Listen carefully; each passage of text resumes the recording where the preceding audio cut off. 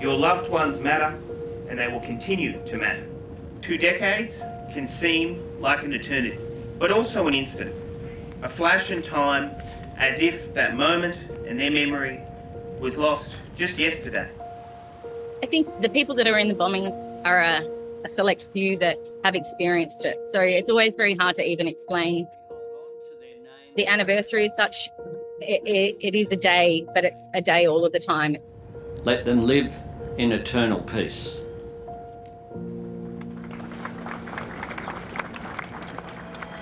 Ground zero. This is the carnage. Guys, this is horrendous. I've never seen anything like it. It's huge, it's scary. People are burnt everywhere.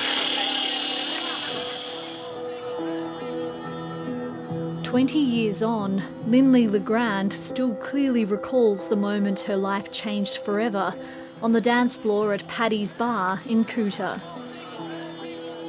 We were literally blown in different directions, so I was about 1.5 meters away from where I was standing was where I finished up. After helping a friend make it out of the bar, Lindley was fighting for her life. I ended up with 30% burns, mainly the upper part of my body on my back.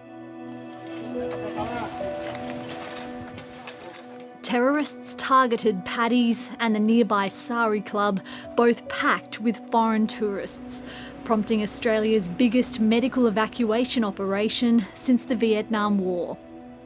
Dozens of injured people were flown to Darwin for treatment. Some were sent to burns units across the country.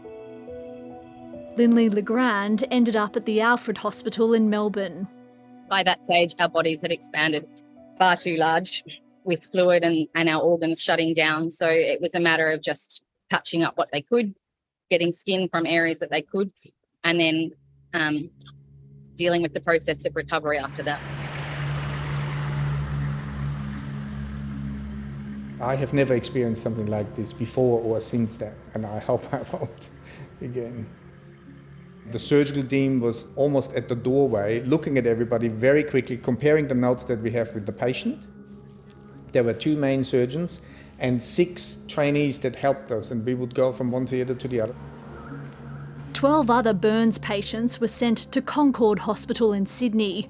Dr. Peter Mates and his team operated non-stop for a week, removing shrapnel and treating contaminated wounds. One patient had an open abdomen, so these are war-like injuries that come from explosions. I'd say we did not realise at that stage what is actually going on. It was just business. It was just, we had to get through this, let's just do what we do this. The hospital handed over boxes of shrapnel to the AFP, recovered from patients' bodies. At the request of the Indonesian National Police, the AFP deployed teams to assist in the investigation, known as Operation Alliance. I can still remember most of the things that we did over there, and I could probably draw them as well as I could photograph them, so it's definitely stuck with me.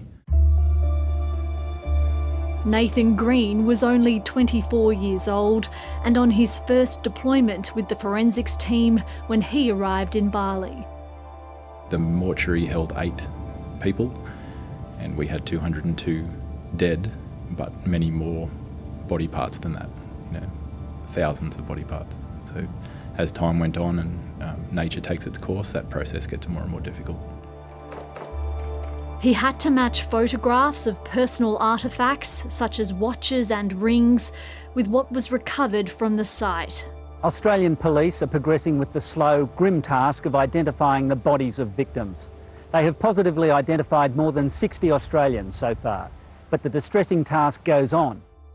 I personally think that giving a name back to the dead and letting the families heal as much as they can is probably one of the most important things that law enforcement can do. After compiling evidence about the design of the bomb, Nathan was also part of a group of investigators sent to Kerabakan prison to interview some of the suspects. They were laughing, they were joking, they were regular people, and I was very angry sitting there. In 2008, 3 men were executed for their role in the bombings.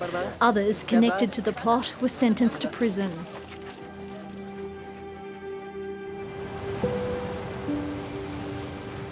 Families have had to deal with losing somebody for 20 years and we've had to deal with building a life. We were young, we were 22. And that's what I wanted my kids to always know, that it's you're judging by the culture and the people, and somebody's action is not necessarily what defines a country.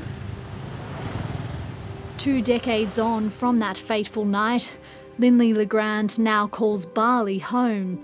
She and her family run restaurants and bars as part of the island's tourist trade. She's hopeful her new home isn't forever defined by the horror of that night.